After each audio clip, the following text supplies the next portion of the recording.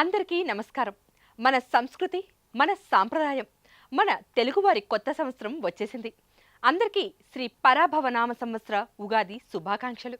ఈరోజు మన వీడియోలో ఉగాది పండుగ యొక్క అసలు విశిష్టత ఏంటి, అసలు ఈ పండుగను మనం ఎందుకు అంత గొప్పగా జరుపుకుంటాం అనే ఆసక్తికరమైన విషయాలను క్లియర్గా తెలుసుకుందాం రండి. ముందుగా అసలు ఉగాది అంటే ఏంటో చూద్దాం. యుగ మరియు ఆది అనే రెండు పదాల కలయికే ఉగాది. అంటే ఒక కొత్త యుగానికి ప్రారంభం అని అర్థం. పురాణాల ప్రకారం బ్రహ్మదేవుడు ఈ సృష్టిని ప్రారంభించిన రోజు ఇదే కావడం విశేషం. అందుకే మనం దీనిని ఉగాదిగా జరుపుకుంటాం. కేవలం పురాణాలే కాదు, ప్రకృతి కూడా ఈ సమయంలో సరికొత్తగా ముస్తాబవుతుంది.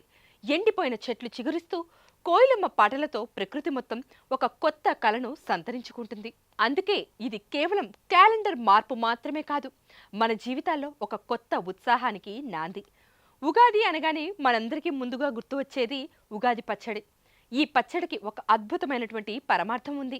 తీపి, వగరు, చేదు, ఉప్పు, పులుపు, కారం ఇలా 6 రుచుల సమ్మేళనమే ఈ ప్రసాదం. మన జీవితంలో వచ్చే సుఖ దుఃఖాలను, కష్ట నష్టాలను, కోపతాపాలను సమానంగా స్వీకరించాలి అని చెప్పడమే ఈ పచ్చడి యొక్క అసలు ఉద్దేశం.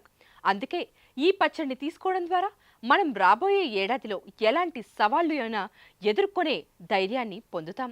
ఇక ఈ పండుగ రోజున మరో ముఖ్యమైన ఘట్టం పంచాంగ శ్రవణం. మన పూర్వీకుల నుంచి వస్తున్నటువంటి ఆచారం ప్రకారం సిద్ధాంతులు ఈరోజు తిథి, వార, నక్షత్ర ఫలితాలను వివరిస్తారు.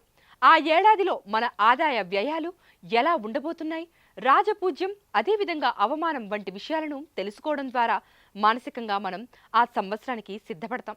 దీనితో పాటు కవి సమ్మేళనాలు, సాంస్కృతిక కార్యక్రమాలతో తెలుగు లోగిళ్లు కొత్త వెలుగులతో కలకల్లాడతాయి.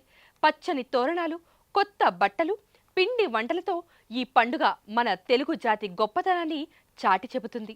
ఈ ఉగాది మీ అందరి జీవితాల్లో సరికొత్త వెలుగులు నింపాలని కోరుకుందాం. Please subscribe to the channel and download the Politicos app from the links in the description.